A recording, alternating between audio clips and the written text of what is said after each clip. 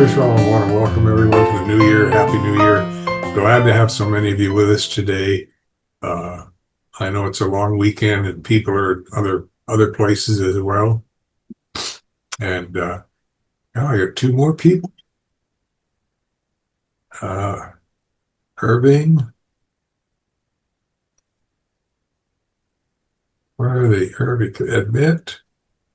And Ishwarov International. Admit all. Okay. Someone.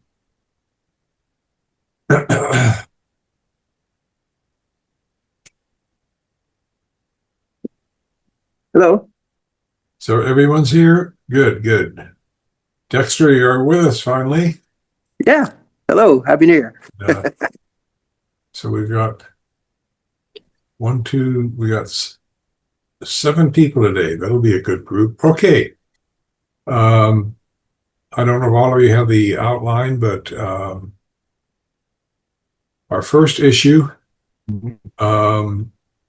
basically states all martial arts, Do and Jitsu, have strengths and weaknesses, advantages and disadvantages. Anyone want to make a general comment on that? I mean, I can state from general jujitsu, although it's an extremely comprehensive martial art, I think one of its great frustrations is there's so much to learn, and it does take, at least with Seki, it took normally took 3 to 4 years to get to black belt, which is kind of long for some people who are doing the bucket list thing. And the advantage is, and this from my comment, is that you have an extreme amount of flexibility in terms of how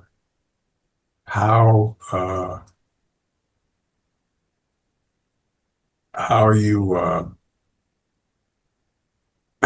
can respond to an attack, physical attack, and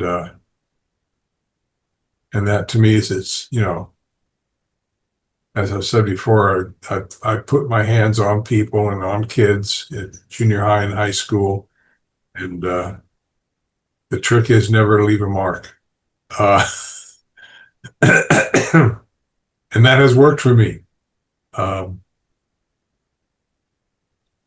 Got into warm water a couple times, but if you're right, you're right most of the time. Okay, so do you want to voice any advantages or disadvantages or strengths or weaknesses of any particular martial art or the art that you're in? Or Well, I think I think what you're saying is true. Every martial art has its strengths and weaknesses, and on top of that, every instructor has their strengths and weaknesses. amen, yes. So within an art, you could have some variation as well. But a good example within within that which is called jujitsu is traditional jujitsu compared to Brazilian jiu-jitsu. One has its strength standing, the other has its strength on the ground. Okay. I think that brings up another issue, is that some styles of, it could be even the same martial art, some are organized around competition, some are organized around self-defense, some are organized in preserving the art as an art form. So you've got, generally 3 within each martial art. You've got at least 3 different directions the sensei or the ryu could go. So I guess one of the questions is related to that. How do you, as a student, determine whether you're getting the best quote unquote education or training from that in that particular style or art from that particular sensei. You know, what is the student's, or does the student have a criteria for to wade through all of this? Well, If I can, go ahead. ahead. If I can make a comment, I don't like the terminology strengths and weaknesses because it sort of makes the assumption, well, if only we could get rid of all these weaknesses and we could have something perfect strength, which makes no sense. I think it's more like tools in the toolbox. You've got a screwdriver, you've got a hammer, and a screwdriver is lousy for knocking in nails. It can do it, but it's just not, you're not using it intelligently. Every style and every technique within a style is useful for certain things. So the real question is, what problem are you trying to solve? Do you need a hammer? Do you need a power drill? Do you need a screwdriver? And just sort of thinking about how you're achieving that. So to your point, as a student, I think the important thing is, what are your goals? Do you want to win tournaments? Do you want to learn self-defense? Do you want to improve your health? And you just sort of have to organize your training and your teacher and your school around that. Okay, valid point. And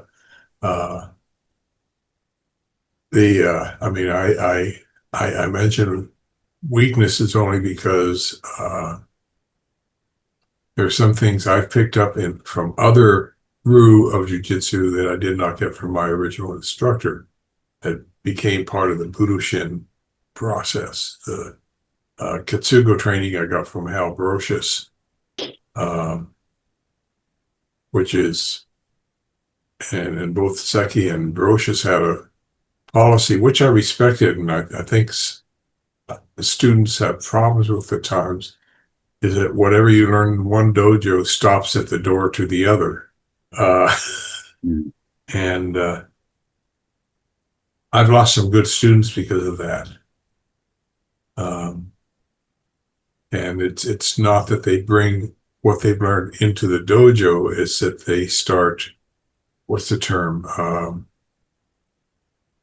don't want to say advertising it, but saying it's superior to what's being taught in the dojo, or try and get people to go to their other dojo, where they're training.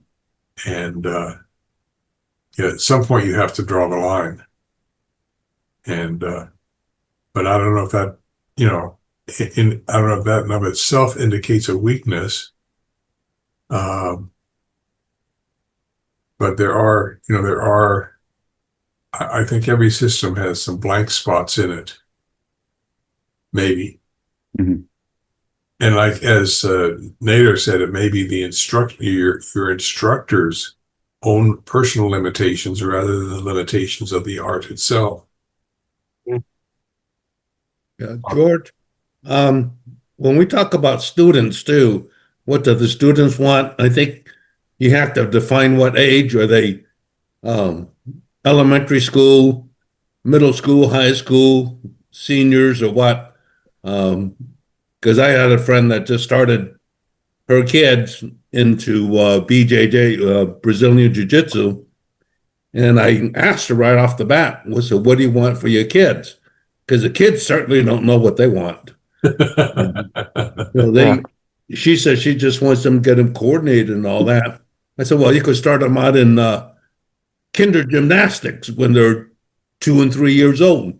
And I know I had my kids in those classes when they were 1 year old, and they'll go to class and the teachers would move the limbs around, just getting them flexible and coordinated. And as they grow, they learn the balance and skipping and jumping and all that kind of stuff. Middle school kids probably just want to learn to kick somebody's ass. As senior in senior high school or college, I think there's people are just kind of exploring what they want to do in the martial arts world, if they want to get into that, or gymnastics or sports or something. So we really need to define what age they are. And also, I didn't start doing jiu-jitsu until I was much older.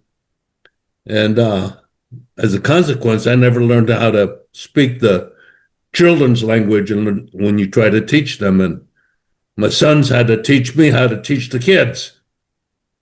So, Yeah. One comment you made, Uri, is, I mean, I ended up teaching jujitsu as a PE class in junior high for about 4 or 5 years, and some of my kids were with me for a full 2 years. And yes, initially they come in and it's, I'm going to be master of the world, but it's amazing how if you can provide a philosophical background, how they do come around. And I think also the fact that occasionally, maybe once or twice a semester, I'd have a significant injury in the class, and that tended to be a reality check for the kids. That's them realizing, hey, this stuff does work. And but yeah, I think it's going to bring up an issue that we're going to. I wrote down while you were speaking that probably going to hit up in the future, which is at what age at what minimum age would you allow a child into your dojo? Taking the factor of physical coordination as a factor, and their maturity to understand that what they're doing can injure another person. And those were two of Seki's factors. Those were his sole criteria, actually. But anyway, we can hit that in another session. But thank you for bringing up that topic. So that's okay. Anybody else have any thoughts on advantages or disadvantages of certain martial arts? I think it's good to explore once you get a good foundation in whatever you do. It's a good thing to explore other martial arts because it helps with whatever you're learning. I think they're all related a lot more than people think, and you can get something from everything Okay. if that's your goal. And to answer the And question, yeah, I'm sorry, go ahead, Dexter. No, well, it also depends on the intention of the student, and if you have a new student, they don't know, and they don't know what they're getting into. So if they know nothing, then they end up in a dojo. If they haven't asked themselves the question of whether I want to learn self-defense or sport, they might end up being in a dojo for 2 or 3 years and then realize, oh, this is more of a sport and it's not self-defense, which is what they're looking for. So I think it's important to have new students be aware of what they're getting into, and maybe ask, as an instructor, you ask the question, what are you looking for? Because if you're teaching something that they don't want, then maybe they find somewhere else that's more suited to them. I know it's helped me out as I was coming up through the ranks, is attending seminars, interacting with not only different people that teach different systems of jujitsu, but also different martial arts. Also, I started jujitsu at a time when,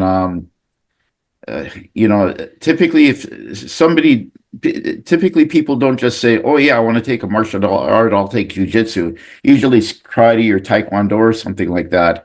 Then after a while of spending time in that art, people feel that they may want to supplement that with grappling, and then they'll start exploring things like jujitsu.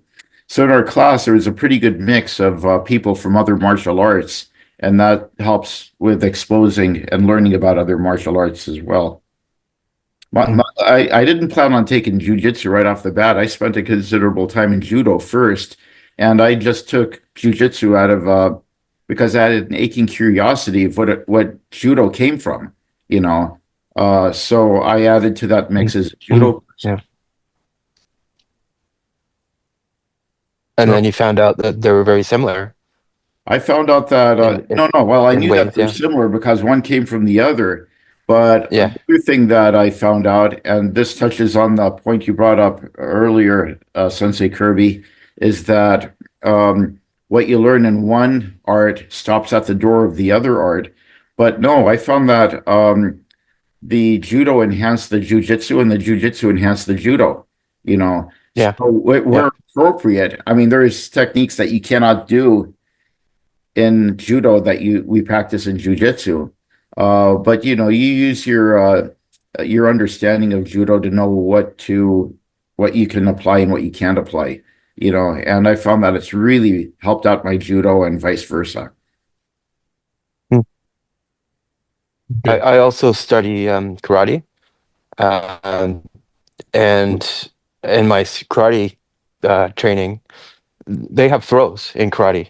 Original Yeah. Okinawan karate has throws, but they're not the greatest at it. So we were going through kata, and then the topic of throws came up, and fortunately, the teacher, the sensei, was open-minded enough to realize that I knew how to do throws pretty good. So I helped out with the throws, like hip throws and taitoshi, because that was part of the kata that we were learning from the karate. Like it was in the application. So yeah, they're very related, I think. So Or sorry, I've learned. I hate to say this, but this is an Yeah. example of strength and weaknesses or tools in the toolbox. Yeah. Yeah. So yeah. Well, thank you very much. I also want to speak something. I am Sihan Katri. I learned Japanese martial arts, Kyokushin full contact karate with uh, Matsuta Suwema. And now also I help with them. I also know Jiu-Jitsu because my mother from Brazil, so I learned Jiu-Jitsu also. I also many tournaments, many world championship. I already win in Japan, in Brazil, and in New York 2005 also. So, in my opinion, every self defense is different rules, and karate is the different rules. In karate you have a different kind of you cannot catch or you cannot throw. In jujitsu or bjj or judo is the similar like rules, they have a similar rules. So the question I listen what the students wants. The students who wants to learn karate or throwing or grabbing jiu-jitsu or ground fight, small children cannot decide what they want, but who is adults after the 18, after the 16, after the 20, they already thinking which karate they want. They want to stronger martial arts or they want to self-defense technique, what we teach, jiu-jitsu or BJJ or judo or kickboxing or full contact kyokushin karate like Muay Thai, Kyokushin, like this. They already understand. They already choose these things, and now in Masuta Sugoyama karate also now change. They already not teach full contact karate. They teach like a judo style, Okinawa style, the pressure points also now have weapons also. So I think Shihan Jar's speak is true because what he want to understand how we teach for the students or what the students wants. Uh, for example, one martial arts man, he must to know everything, not only kyokushin or not only full contact or just kickboxing or just jujitsu. It's not one things. He must to know all style. The karate or the jujitsu is not a book reading or understand from the movie. This we have to give it for our life. All life we have to training. We must to learn from it every techniques. Every different uh, countries have a different techniques. That's why one martial arts sensei, Sihan, Hansi, they must to know all styles. So what they want to. For example, for the woman, he cannot every time give a training like a bullfighting. But woman also must to know self-defense. Woman must to know, for example, judo technique, because woman is not strong like a man. So it is very, very good topics we discuss, because all the things what we teach for the students, this is depends on which sensei or which sihan teach them. Yeah, he must to know all in the physical, not only book reading or movie or something story writing, reading, not like this. He must to know every good knowledge from the martial arts. It is the better things what he knows. For example, if I am sitting, you are sitting on the chair, somebody attack you, you will not have a time to wake up. You must do self-defense from the jiu-jitsu or BJJ, what you know. If you wake up, then you can show the karate, full contact, or which kind of karate you show. Because when not have a place, people attack, you must to show the self-defense. It is depends on the situation and the with timing. That's why Bruce Lee also he knows Chinese box. He know karate, so he can move like from the situation, which situation and which timing, which technique we must to use. This must to know from the master, and this master must teach like which style and which age children, adults, younger or older, how much strength they have. The masters must calculation for it. Okay. I Yeah. think I think what's being said here is you may initially start out in one martial art, and you may, in the process of learning that art, find that there are areas that either aren't being touched upon or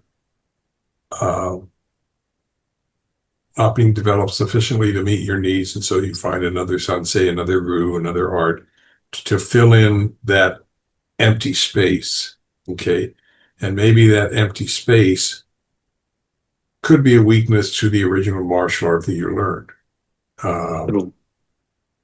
I spent a couple of years with Kitsugo because I realized there were some things missing from Seki, that they were both jujitsu, but it was two different instructors, two completely different ru styles. And like I said, the only thing that they both insisted upon is whatever you learn in the other dojos, that stops at the door. And I can understand that, okay? Because as sensei, we have to have some limitations as to what the student outside the student brings into the dojo, because it may conflict with what you're trying to teach. True. And ultimately, you'll figure out where the conflicts are and how to resolve them. That's not up to your sensei to figure out for you. I found that many times, if a student was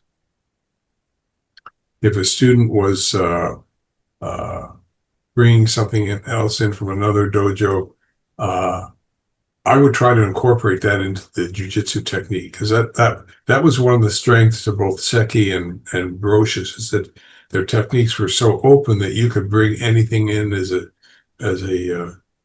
loosening up technique or finishing technique from another art, and because jujitsu is such an encompassing art, you're not really doing anything wrong. My co-instructor for a while, Mark Tucker, has a solid background in Krav Maga, and he actually, whatever he taught from Krav Maga was also something you would find in Jiu-Jitsu. Yes. And he was able to incorporate them both very well together.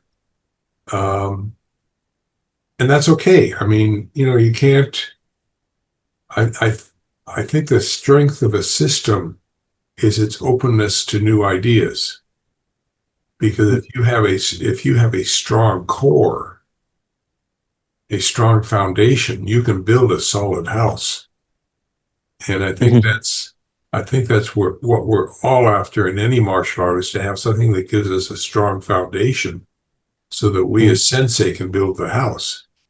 And our students are in the house. So So I agree with this. My original sensei, he was open to other martial arts as well, but he wanted us to have that good foundation. So he would encourage us to get to our black belt first, and then after you have the foundation in the jiu-jitsu, right. he would encourage us to go explore other, and I did. So yeah, and it does help.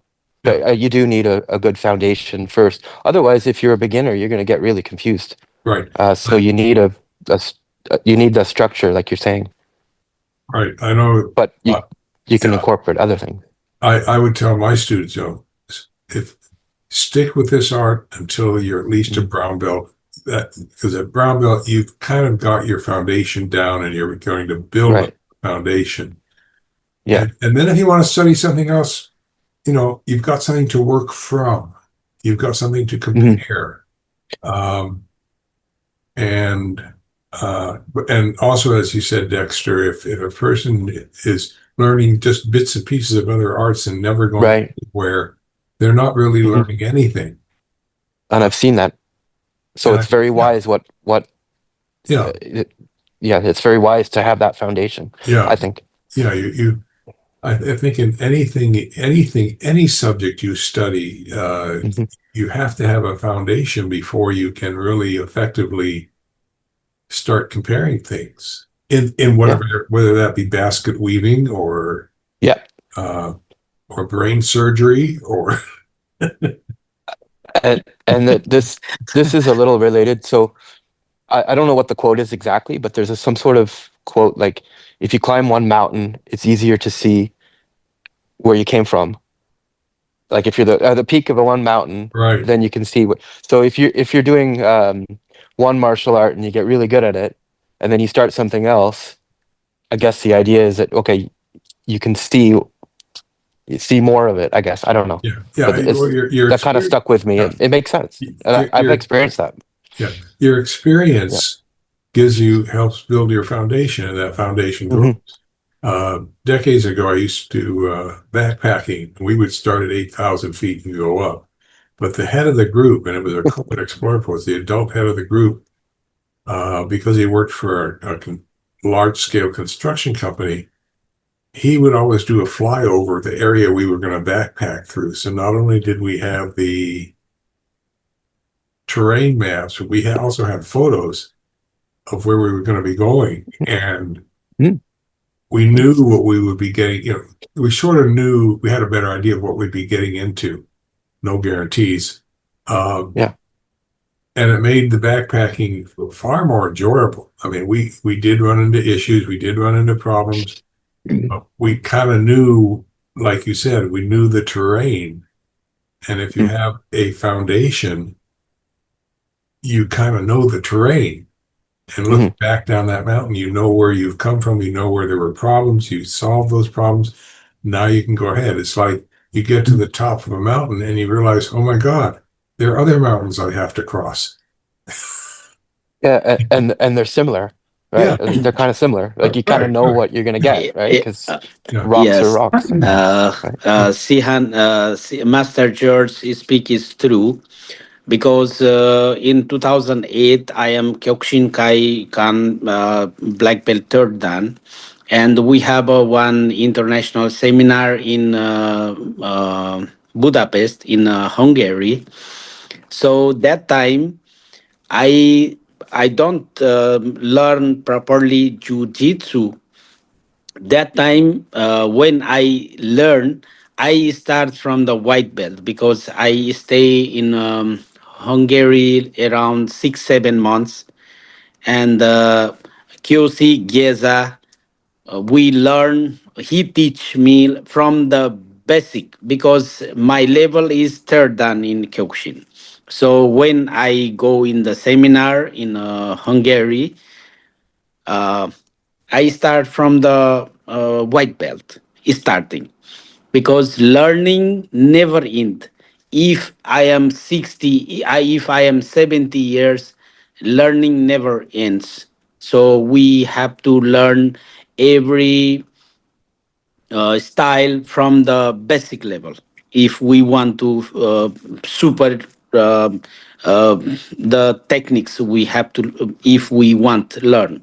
That's why every karate, every jujitsu, every organization, they have a their rules, they have a their belts, cue, dan. That's why we must to follow and we must to respect each other. It's a true. Okay. Can we get some of you have been Sensei, I'll jump in. some of you have been sitting here this whole time taking this all in, and I can see the wheels turning, but I'd like to get some feedback from some of our regulars who have been observing and contemplating and Hop in here, Darren. I can see you chomping at the bit, buddy.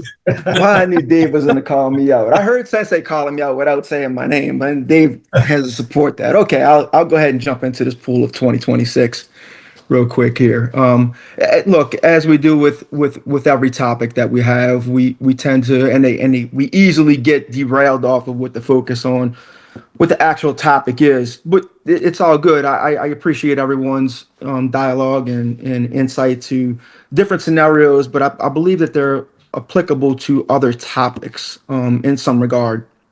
I'd like to go back and reel it all into what the actual topic is that we're trying to discuss, and that was, does your martial art have weak strengths and weaknesses, right? And I really like with what Ned had started out and what Bruce had started out with, and I believe that in every martial art, it all comes down to whether, regardless of your knowledge, your experience, or the style that you're considering, it all comes down to purpose.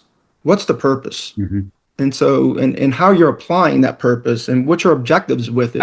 I mean, those things can come into a lot of different scenarios. I mean, you can have somebody that's a law enforcement. That's a totally different purpose than competition, and that's a totally different purpose than somebody that's needing to know self-defense, and that's a totally different purpose than somebody that has to go in and use it for a tactical application, and that's a totally different purpose than what you're going to instruct for kids. And then if you're looking at strengths and weaknesses, of course, that depends on the experience and knowledge and insight that your own instructor has. And so how do they apply it, and how well do they communicate to that in instruction during their classes to meet the need of the individuals that are going there for a specific purpose, eliminating potentially the weakness that you may say that may be there, but it may not be necessary because of the purpose. makes Well, sense to me. George, can I speak? Well, I want to little answer for his some misunderstanding for the purpose and which like different teaching classes. For example, we in the 7 days, for example, 3 days per week or 4 days per week, we must to plan for the students, and each day have a different course. First day, for example, kumite. Second day, we can put self-defense. Third day, we can put kata. Fourth day, we can put for the dojo preparation, leading, how to teach, what is the physical and what is the reality in a fighting in a dojo. There are different. We have to teach for the classes, for the rules, and the seniority. For example, discipline, very very important, as well as every classes have a different course. If we put teach like these rules and regulation, they not must be confusing for the purpose. Okay. Yeah, I mean, y- y- it's possible to have a classes with a particular emphasis, as you're saying, and that sometimes helps students decide what they want to do as they move on in studying your martial art or martial arts as a whole, because they find what they enjoy the most or what's challenging or what they don't want to do. And This that's, is, yeah, this is George, Master George. yeah, This is the depends on the dojo chief or Sihan or Sensei who captain for the dojo. He have to put under control discipline. He have to teach, and every day what is the class they must to put in the routine every day, different course, different classes, and the different techniques, because every day same technique. Okay, Jodan, okay, Age, okay, they every day learn. This is the not very enjoy for them. That's right.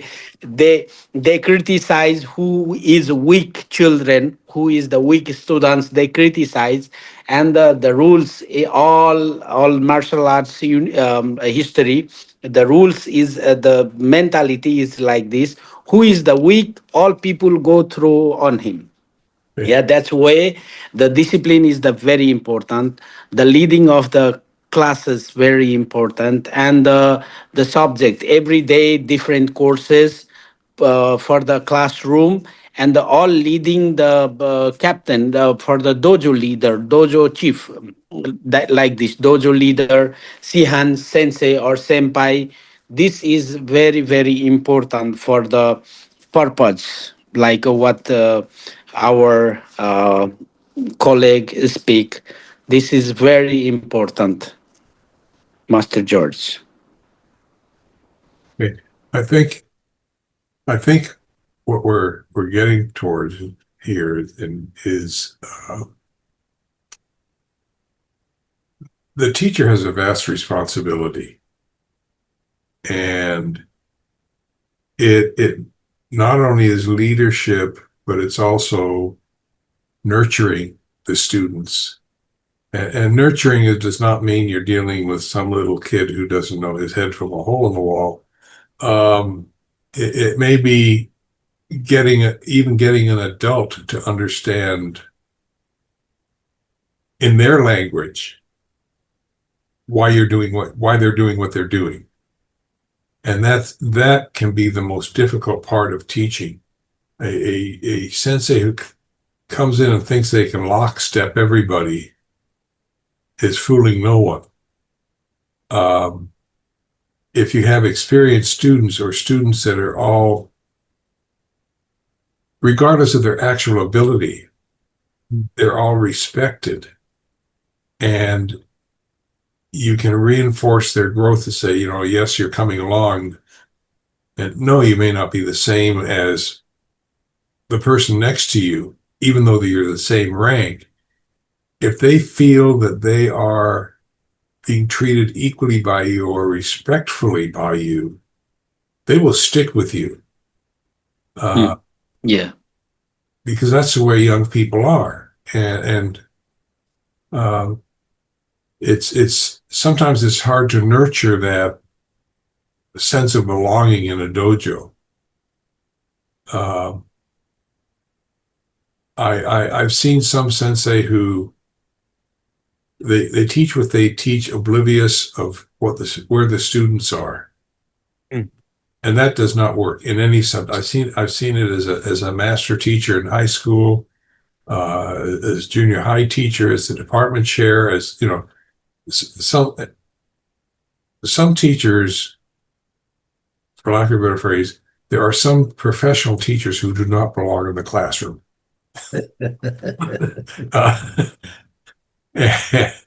And as both my wife and I, she was a teacher too. There are times when our daughter was in a class with a really obstinate teacher, and we would actually have to go to the principal and say, and he would call in that teacher and say, I am not going to get sued on your behalf, you need to change, you need to start following state law. And sometimes as a sensei, yes, you have to be an SOB, but you can do it in a respectable manner so that, the kid realizes that they're not the issue, but maybe what they're doing is the issue, and they can improve. You believe they can improve. And that is probably the key, is it, even as a parent,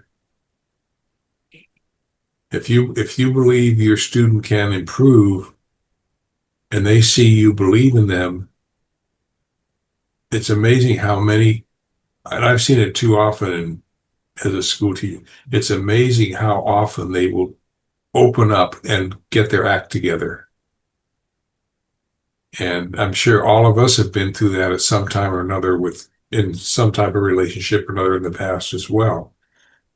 And we're really getting off topic here. Okay, let's just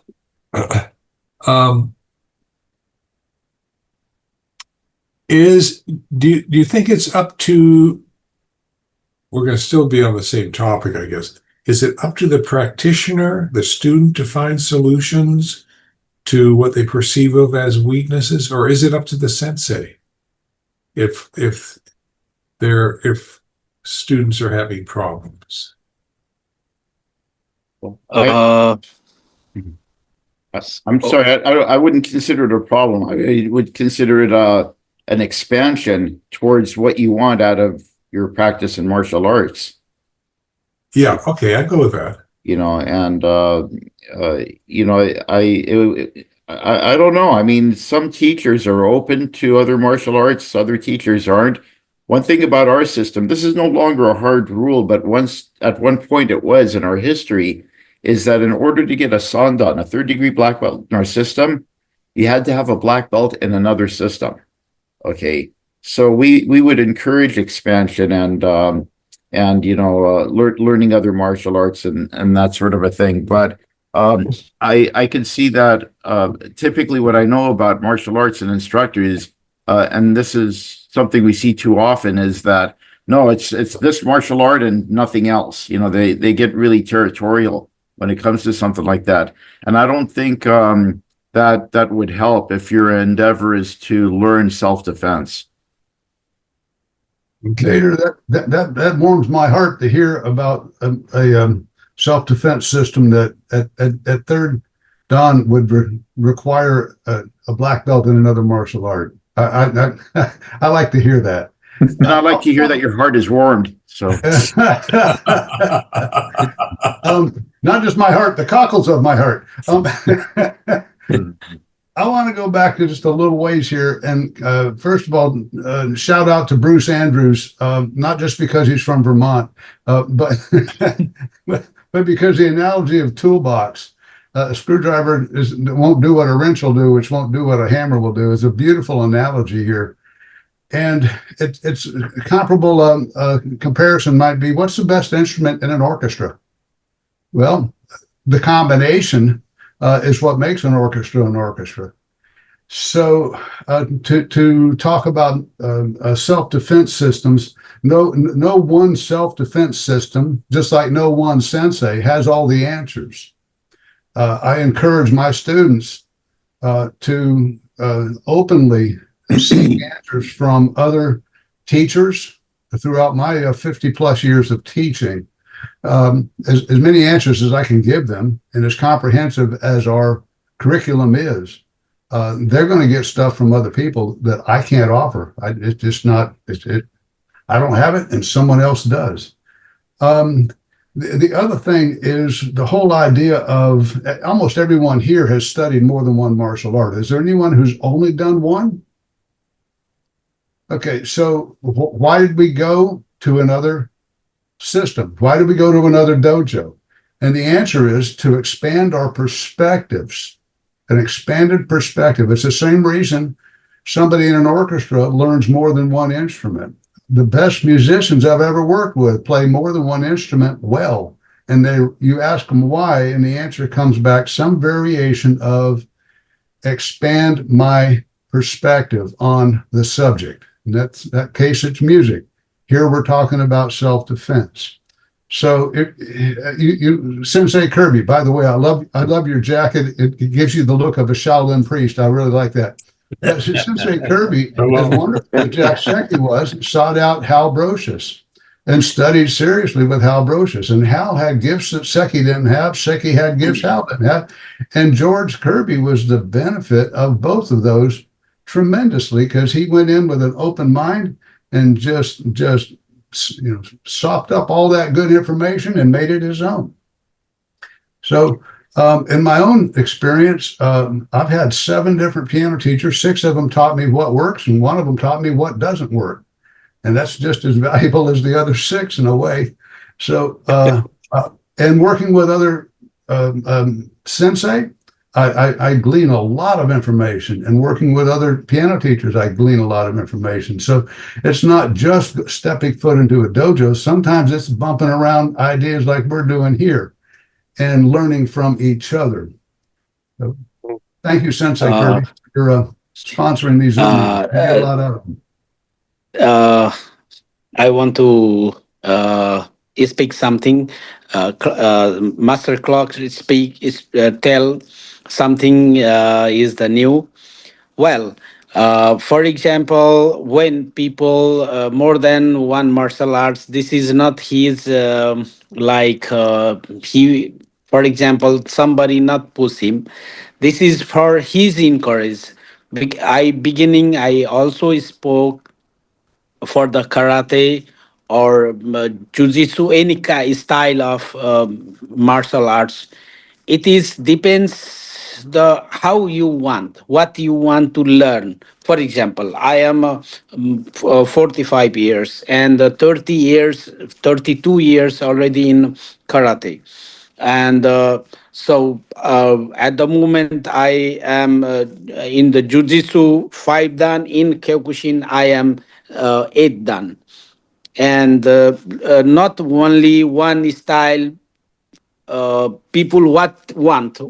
For example, when I want to learn boxing, boxing also very important in martial arts. In a karate also, we need boxing, how to punching, how to steps, position, everything. For example, in jiu-jitsu, the self-defense, how to grappling and the throwing. This is the different technique. And if one masters want to learn different style to this is not for the position or the belts, for example, this is for the knowledge. Yeah. And Master George had something other questions was, and now we discuss other things. He speak, for example, how to encourage to the for the students, for example, like this in the classroom, in the dojo. For example, this is not only one team of one teachers in a classroom, or for example, I can teach 50 students in a one time. I have a very much experience because in Japan, when I'm teaching in the classroom, they put like 10 lines and 20 people in a 10 lines, like 200 peoples. In a sensei or Sihan is the up, and he teach everybody follow on his the counting. Yeah. So how is the capacity is very important, and the discipline mostly important. So now in the dojo, I think 2 3 staffs or assistants I saw everywhere. So for example, for the Sihan or Hansi Sosai, for example, for them, they're not gonna teach because they are respected. For we must to follow first the disciplines, rules, and the regularity, and every students are a karate family, karateka. Yeah, they are a martial arts family. They must to love each other not the attraction for them. So we must to encourage, we must to teach everything, we must to love. Now I saw in Europe, right now I am in Romania. I am 4 years project here in Romania. Already my project is finished. Now I shift my project in Bulgaria. So next month I will go to Bulgaria. So, for example, every country I have a 4 or 5 years project from the governments. Uh, so I also make a dojo. Also go for the teaching for the government level, for the military, for the police, for the self private children also. It doesn't matter which place, where is the, what is the language. It doesn't matter. We have an international language, English. So everybody understand English. If they not understand, we have a karate Japanese word. We every children understand slowly. So we must to encourage them. We must to love them. Money is not everything, but nowadays one masters for the junior students make a black belts, make a dan degree certificate. This will be misbehavior, misuse, and influence in our organization. So every masters must to know how many years later they gonna black belts, done test, certification, everything. Minimum 3 4 years they must do regular training. Otherwise, in Europe, I saw in America, Europe, South America, I saw they every day don't training. They training twice a week, thrice a week. So this is not enough for the training. Minimum 4 times per week, minimum. But in Japan, 5 day in a week we training. So very Bringing very, yeah, very very, we have to make encourage children, love the children, communication. If something communication, if we mistake, then the children will misbehave. Some weaker children, we must to give to them time. How many years they training, 1 year 2 year, not get a improvement, then we must to give them for the rest. After that, after the rest, when he come back, he is the with the full energy come back. Then this is the one capacity. Who have a capacity, the masters teachers, he can every like one like a paper pen man, he make one world championship he can make. This is the quality of the masters. Okay. Let Bringing me, this back to the center, I'd like to just jump in for just a moment and say we're comparing martial arts and how many martial arts. And ultimately, it is not the martial art, it is the practitioner. And Amen. we go there. Now you're talking the focal point. I have worked with a few people who are outstanding and have not studied more than one martial art, and they are the opposite of the jack of all trades. They have mastered one, and you don't want to mess with them. It's second nature. So practitioner above all else, and that practitioner who wants to expand their perspective by folding in another martial art, that's just a natural progression. First thing I did when I earned my karate black belt, and I don't like to hear people say I got it or that they gave me. No, you earn a black belt, and use the word earn when you speak of that. First thing I did is I wanted to find out how I could expand on that knowledge. Jiu-jitsu was natural. It was the natural place to go. But so not the arts or the art, it's the practitioner. That's another topic, but it kind of brings it back to center. Yeah, it's let me practice makes man perfect. okay. Both, yeah. Let me, Practice makes permanent. If you practice incorrectly, you learn incorrectly. The practice makes perfect is Bullshit. It's practice. When you practice wrong, you do it wrong. No, you understand wrong, Let me expand on that. Yeah, What Dave was irrelevant. saying about the practitioner, we're all talking about martial arts. I'll tell you something. Good fighter will kick a black belt because they learn with no rules. No, We talk self-defense. every styles, every karate styles, every organization, they have a rules. This is no way they No, not have a rules. in the streets there are no rules.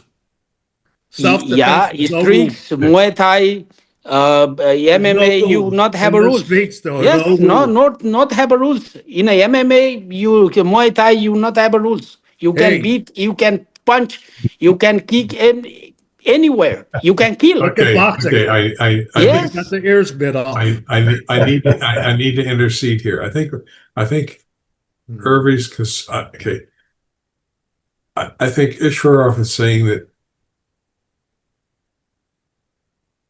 the form or whatever art you're learning has rules that pertain to that particular art or organization.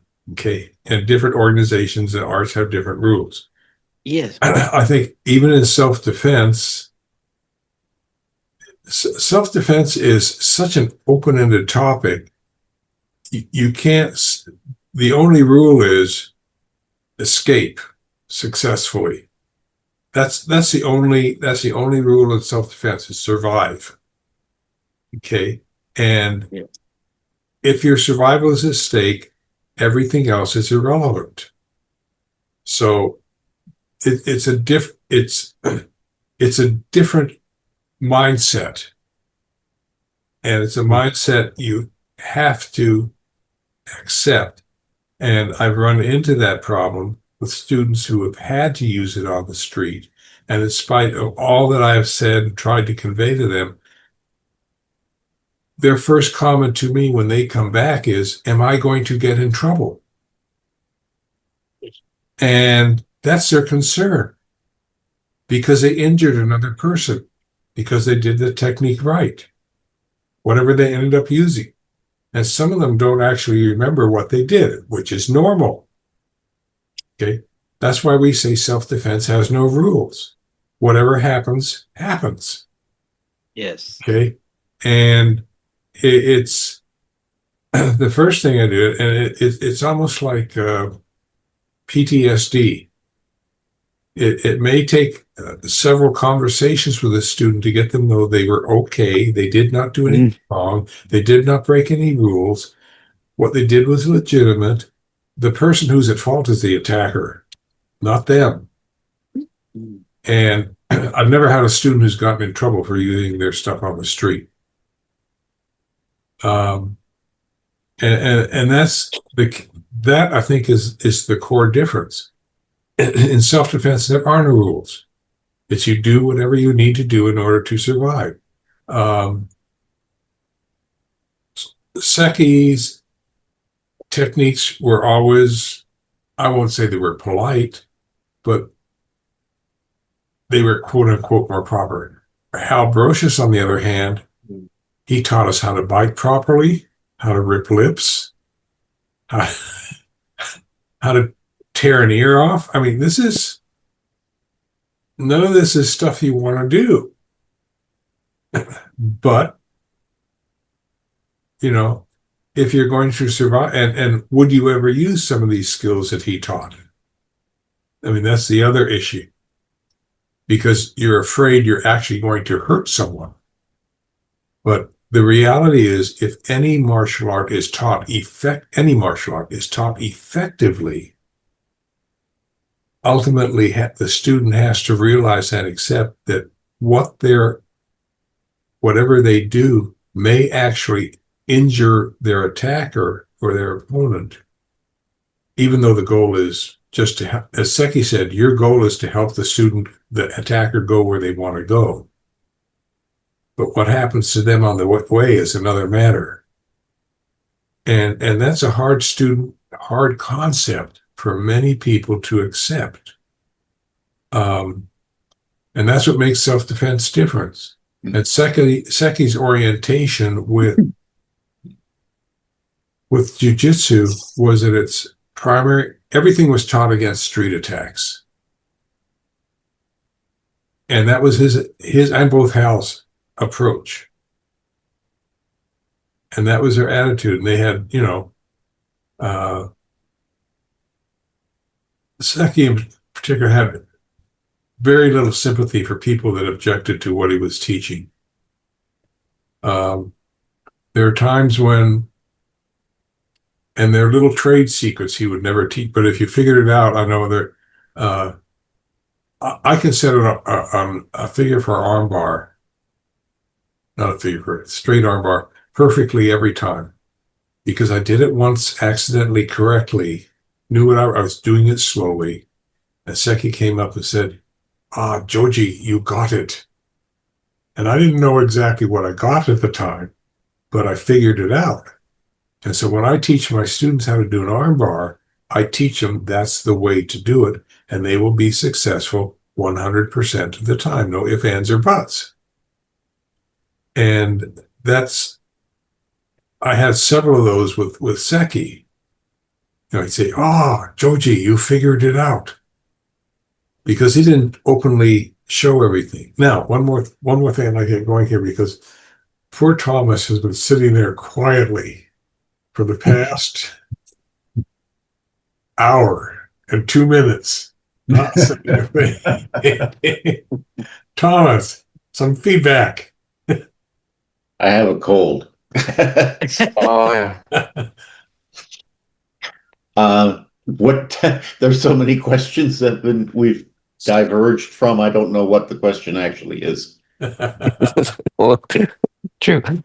Yes, we have been all over the place. Yes. Yeah, I think the issue is that we're all sharing different viewpoints, but there's some surprising similarities. Okay, and we're recognizing that there are differences. There are advantages and disadvantages to how much you learn, whether it be within one art or several arts.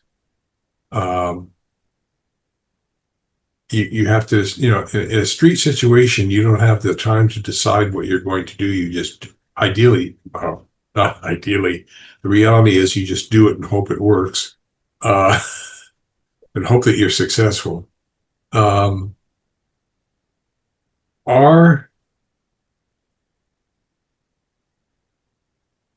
I guess the other question is, if we have sensei or Ru that are teaching a particular art differently, and I will pick solely on jujitsu, is something missing? I mean, I know there are some styles of jujitsu that are extremely good at street self-defense. There are some that are extremely good in presenting kata perfectly, but they can't fight their way out of a wet paper bag. There are some that are there solely for competition of one sort or another. But anytime you have competition, you have, what's the magic word? Rules. You have rules, okay? And so that constrains the thinking process or the learning process for competition, because, and this applies to any martial art. If you have rules as to what you can and cannot do, if the approach is, this can be used for self-defense on the street, doesn't that raise some conflicts when the student is actually on the street? How do you compensate for that? I don't know. Hey, Sensei, again, I think that all goes back to purpose. It's all about purpose and what you're doing with it and your objective and where you need it to go. Going back to one of your staples, have your opponent go where they want to go, or helping your opponent go where they want to go, and then applying that to real life application or training. I think the most significant weakness, if you will, in that regard would be the understanding of the mindset when it's necessary for a specific time or habit, whether it's training, right? If you're in a classroom environment and you're training a certain way and you're reacting a certain way and you have an expectation of what you're doing or what that particular thing that you're doing can do to someone else and understanding it and then trying to apply it in reservation in real life can certainly compromise your own safety and position. So understanding the mindset behind or having a better understanding of your objective during applying techniques when it's necessary in reality versus a competitive environment or even training is totally different. And people often misunderstand that because if your life is on the line, as the majority of everyone here has said, there's no rules. There are none. The objective is to survive and to get away, to be safe again. There's nothing else that applies. But people also have conscience, and so they have moral values and they have ethics that are involved in it. And so when someone becomes injured, regardless of what that person was trying to do to them, then they question it. And so not only physical development is important, but the mental development, as we all know, is just as, if not more important, to understand what you're doing and when you're doing it, the outcomes that could happen, but the reason for doing it. So I believe that mindset and habit, reality versus training is paramount. I think one thing that comes to mind is that uh, as we get more experience in any martial art, we find that we have more things we can do and variations on those things to protect ourselves, and determining sometimes how much injury or what we're doing to our attacker. And having been in court on at least one situation where I had to explain my action to the judge, explain why it was reasonable force. I had to explain what reasonable force was, explain how I used it, and that what I did was reasonable. That process in and of itself in the courtroom was a learning experience. And I was not the one on trial. But it's there are so many variables that go into protecting yourself. And it's hard at times, particularly for a newer student, to how do you say, decide what they're going to do. Sometimes you have that ability and sometimes you do not. Depends on the situation. As Darren has said, there are no rules. It's just the situation determines what you end up having to do. And then you pick up the pieces afterwards. Seki's attitude to say, you help your attacker, but his other part was the reason your attacker is attacking you is because he was sick. If he wasn't sick, he wouldn't attack you. Therefore, because he's sick, you have to help him go where he wants to go. Sometimes that involves injury. Sometimes it involves just restraint. Sometimes it may just involve stepping out of the way. And but you help your attacker, but it's a mindset you sort of have to have if the real thing occurs, that you at least have, something psychologically on your side that you didn't do anything wrong. Yeah. It doesn't mean an arrogant attitude. Right. This guy swung at me. I took his head off and stuck it. I'm not going to continue. Can I just add something here? Sensei, can I add something quickly?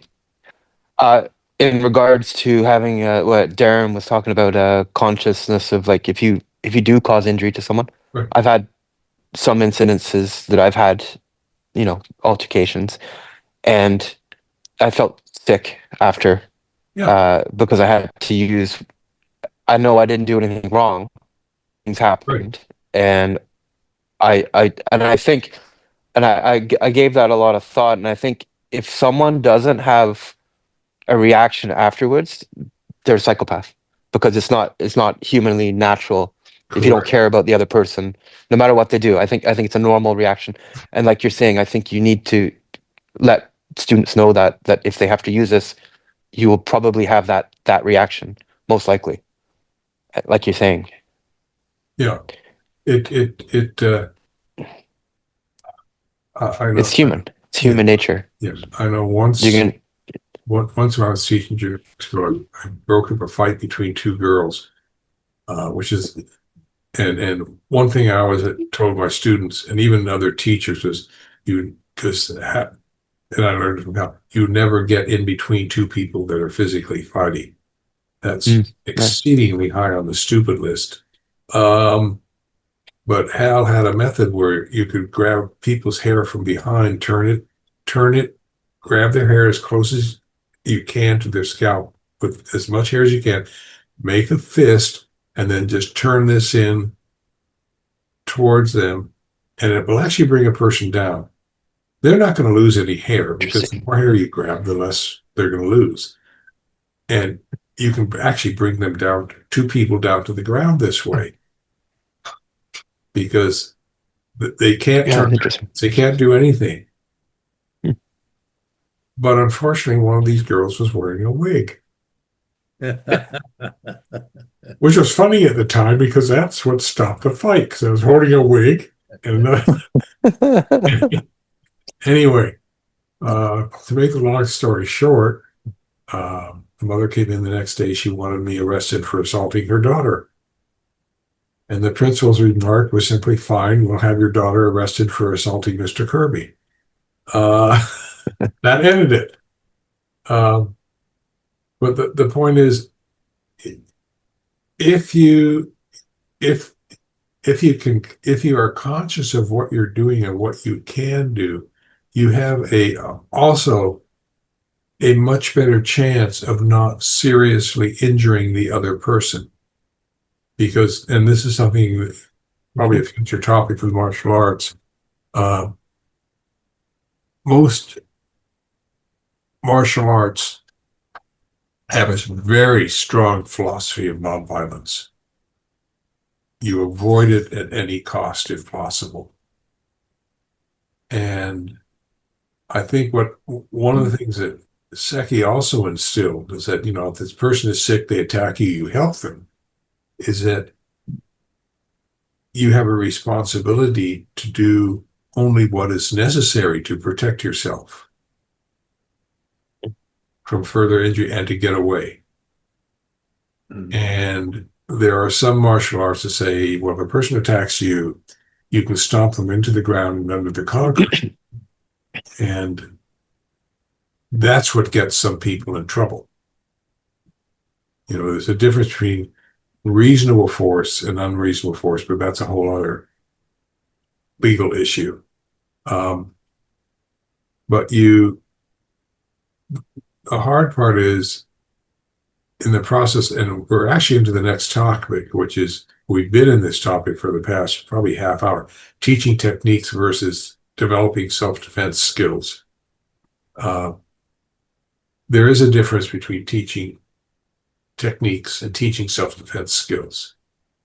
And there's a different attitude that's required. As I think it's a much more challenging, how do you say, having a mindset to effectively defending yourself is a much more difficult mindset to establish than learning techniques. Getting things right is one thing. Protecting yourself without breaking the law is another. and most people aren't equipped to handle the latter. Because there's so many moral judgments involved in the process, and legal ones too. So we don't have much time left, but is there, I want to spend some time, is there any difference between teaching, since we've been talking about the self-defense technique conflict, is there any difference between teaching technique and teaching self-defense, regardless of martial art? Sensei, years and years ago, before I really got heavy into the martial arts, somebody told me in a Taekwondo class, and he was an officer, said, you get an altercation, have your mindset that you are in a fear of your life. And I hear that statement more and more these days from the police officers that shoot somebody because they're in fear of their life. And when I first started out, I had my purpose, okay, my toolbox was, okay, I'm just doing this because my kids want me to do it with them. And then it changed to, oh, I could really use this for self-defense, and oh, it's a good workout. And now at my age and mobility, when I look at somebody and if I think they're going to put me in danger, I am going to attack them first. Back in my younger days, like Ned's age or Bruce's age, yeah, I'll take the first punch. Not anymore. So I think your purpose and your tools have changed as you progress. And I think that's the difference in what you have to ascertain from your student is back to square one. What is their purpose? Yes. Yeah, it's a legitimate question. Yeah, Master George asking that the teaching and the self-defense technique, self-defense for themselves, what is the situation? This is depends on the situation. Teaching is the very important things. He must to learn every techniques, knowledge, how the teachers teach one students. After here we saw some kind of 6 7 months 1 year learn and go like open, oh come on, I can beat, not like this. In teaching, he must to teach with the development and the discipline. It is very important that teachers, masters is very qualified. He must to learn everything. Like George, he is not only age um, senior. He have a more experience, more knowledge. How we are now in his half age, we are. This, that's why teaching is the very important things. He must to learn all the rules, discipline, everything, and the self defense for himself against attack from the group for him is also, this is his responsibility. He must to he not must escape, because he must to fight. He must to secure himself one if in the critical situation. This critical situation I also have in Iraq in 2007. I was there, and the 17 people one time attacked me when I am asleep. That is very important. And if people do or die in a situation, there is a not other option but the dojo, and like in other activity, for example in security system is the different. So my opinion is, first he must to learn all the teaching things he must to learn, what the method, and the self-defense, the situation. How is the situation coming? In the street is the normal things. Yeah, he can self-defense himself and let him go. So jiu-jitsu will not very harmful.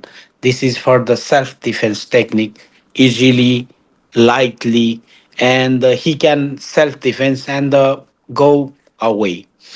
As well as development, also very important things, as how we develop in our dojo, in our group, for each other. Students respect each other, respect senior students, respect masters is very important. So as I want to inform, I also work in a security system police for the Romania. So, as we are one officers, so we must to know all knowledge. We must to teach them, and we react from the different situation and the different uh, like every time is not the same situation. So how much we use our power, how much we use also our knowledge, just not for the force. Every time not the force important, sometimes knowledge is very much strong than the force. So this is coming from the teaching, how he learned from his masters, how masters give for the his students. Okay. There is a, if we throw law enforcement training into the mix, and it depends on, I cannot speak for other countries. I know within the United States, there is a large variation in terms of what officers can and cannot do. Sometimes their political decisions Yeah. limits the reality of what an officer can do and not get in trouble. Yeah. Having worked with the LAPD for several years and also trained other agencies, you it's different from self-defense because you're concerned usually 80-90% of the time with a person who is trying to get away from you rather than attack you, and you are trying to restrain them rather than prevent them from continuing their attack. So your approach, and also their policies and et cetera, et cetera, et cetera, that restrict what a law enforcement officer can do. I'm not defending police officers who do things wrong. That's an entirely different, and I've seen it happen. And they're in a tough situation. Many times they're in a tough situation because of all the policies they have. But then again, those policies are there to, at least in the U.S., protect the rights of the accused. And in some other countries, the accused have no rights. So there are these things that are outside the control of the individual police officer. But in any case, I think what we have to realize is that, and for a police officer, your main concern is to control the perpetrator. Yes. That's your number one. Put him under your control. Yes. And that's the perspective. When I've had to use jiu-jitsu, either on adults or high school kids or junior high kids, my emphasis has been on control, not injury. Because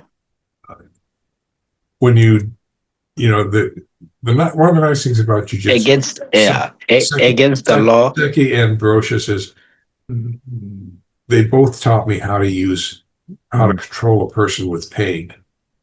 Not necessarily injury, but pain.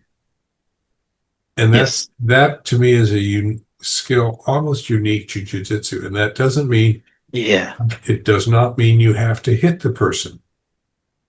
Okay. Yes, And sometimes.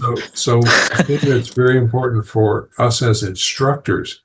If we're teaching students self-defense, quote unquote, Yes, is that we also have to teach them at what point can you simply limit yourself to controlling a person yes, through either joint locks or, well, joint locks cause pain until they break the joint. But do you want to limit yourself just to controlling the person? Or does the person receive an injury to prevent them from continuing their attack upon you?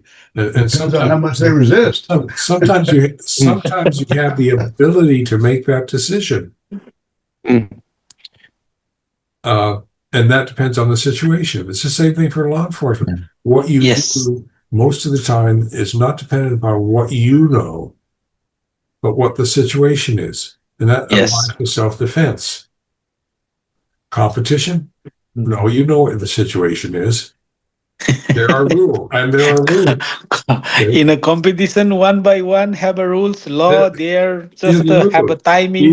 Even when even when I used to run competitions for freestyle jiu-jitsu competition and for brown and black belts, we'd have multiple attackers on a student. There are still rules for their safety and because the judges were such SOBs on the rules, we rarely had any violations. Because if you violated the rule, you were out of the tournament. No ifs, ands, or buts. Can I just interrupt quickly? Pardon? Here, I'm going to plug your book. Sure, yeah, Let's see, that's enough because I'm getting into another side topic here. No, that's your book. It's okay. You were talking about restraining, and I've been reading your Jujitsu nerve technique, your book. That's a Can you fun see it? one. Yes. Yeah, it's a good one. So you're talking about restraining people and things and nerve techniques, and yeah. And your quote, actually, I got you to sign this, and it says is from last year. I'm just getting around to read it. It says, Dexter, use these techniques wisely, and they won't leave any marks. Your goal is to control. So that's yeah, it's perfect timing, I think. Yeah. If you don't leave any marks, it's hard for a person to say they weren't physically. That's right. I didn't hurt them. No, and I mean Prove it. Yeah. No, it's so far it's good. I'm just getting into it. It's a good book. that probably the most I've had people ask for just their 3 or 4 pages in there that cross-reference all the nerves to pressure points and things that I've had people ask me, can you just send me copies of those pages? And there, yeah, and you see it, yeah. And the diagram is useful. It's useful. It's Seki taught all that stuff. You just had to be with him long enough to figure it out. Anyway, if I can build on a couple of things you were just mentioning there. At our school in Connecticut, we had one of the teachers who would regularly be an EMT riding in ambulances. And he was talking about how, he might have a patient gets out of control and he needed to use a joint lock or something just to kind of bring this patient under control, keep him from attacking the EMTs or hurting himself. And of course, there's a whole new set of rules and expectations in there. I'm also remembering a time many, many years ago before I did any martial arts when I was in Europe. And we were teenagers and a group of teens in Italy came up and they wanted to pick a fight with us. And they were just young and stupid, and it was kind of like good, healthy exercise for them. And we managed to sort of talk them down, and then we disappeared, and, we handled the whole thing nonviolently. But I'm just sort of going back to the whole self-defense. If we had to defend ourselves, self-defense, there would be rules there. I mean, I couldn't use a neck break on one of those guys and have it be reasonable in any stretch of the imagination. So to me, the important thing, I really feel like there's a gradient in terms of the level of force that is applicable to any situation, ranging from like a drunken uncle at a wedding who has to be escorted out of the room to, someone high on PCP where you're just gonna have to break multiple things to get them to back down. yes, I agree with you. how taught a whole series of techniques on how to get a drunk out of your house. Yeah. And they, I don't know if they were surprised if they work, but you know, they're solid techniques. I know I had one situation where I had to restrain a student who was probably 2-3 inches taller than I was, who was high, and a single arm lock, a single wrist press figure arm lock that the police use wasn't working on him. And it was initially very frustrating. I said, what else can I do? So I went to a pressure point on the side of his neck, and I just went back and forth between doing the wrist press and applying the pressure point. And I think what happened was it kept his mind busy. So I was able to get him to go where I wanted him to go. And so that's one of the things I've in some of my later years, I've tried to teach it sometimes. And I've seen pictures of people high on PCP and being shot 3-4 times and still moving, until they lost enough blood. I mean, that's, you know, from various police agencies, and they were shot by the police. And I don't know who it was that said, may have been Hal Brocious, if you find someone high on drugs and they want to attack you, find a 2x4 or a baseball bat or an axe handle and break one of their legs. They won't feel anything, but they can't chase you.